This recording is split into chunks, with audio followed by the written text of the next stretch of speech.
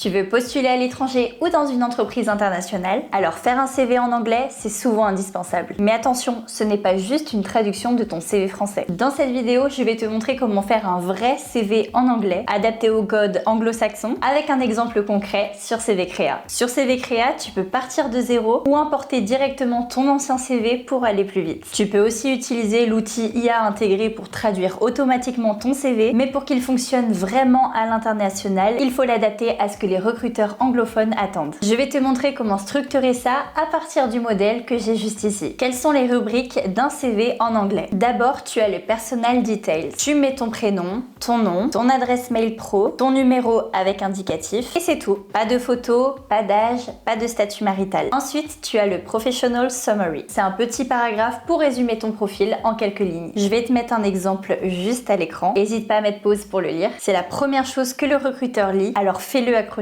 Ensuite, tu as la catégorie Work Experience. Tu pars de la plus récente à la plus ancienne. À chaque fois, précise le poste, l'entreprise, la ville et le pays. Puis, sous chaque poste, tu as différentes choses à préciser. Une description de tes missions en anglais, des résultats chiffrés et des verbes d'action. Je vais t'en donner quelques-uns. Lead, developed, increase, managed, etc. Ensuite, tu as la rubrique Education. Même chose, il faut que tu marques le nom de ton école, le diplôme obtenu, les dates. Si tu as étudié en France, précise l'équivalence si tu la connais. Ensuite, tu as la rubrique Skills. Ici, tu vas mettre les compétences les plus pertinentes selon le poste visé. Tu peux les classer soft skills, hard skills. Je te donne 4 exemples. Digital marketing, data analysis, public speaking ou encore teamwork. Ensuite, tu as la rubrique languages. Indique ton niveau, fluent, intermediate, basic et tu peux d'ailleurs préciser tes certifications, comme par exemple le TOEFL. Il faudra que tu adaptes le vocabulaire selon le pays visé. Pour le Royaume-Uni, on parle souvent de CV. Pour les États-Unis, c'est souvent résumé. Et il y a certaines expressions qui changent. Je vais t'en mettre tout de suite quelques-unes à l'écran. Tu peux choisir l'anglais britannique ou américain, mais reste cohérent dans tout ton CV. Quelques conseils pour faire la différence. Utilise un design simple, clair et facile à lire. Soigne la langue. Demande à un natif ou utilise un outil comme Grammarly. Adapte ton vocabulaire au secteur visé et surtout, personnalise ton CV à chaque offre. Sur CV Créa, tu peux dupliquer ton CV et faire des versions différentes selon les pays ou les entreprises. Un bon CV en anglais, ce n'est pas juste une question de langue, c'est une question de culture professionnelle. Et avec CV Créa, tu peux facilement créer un CV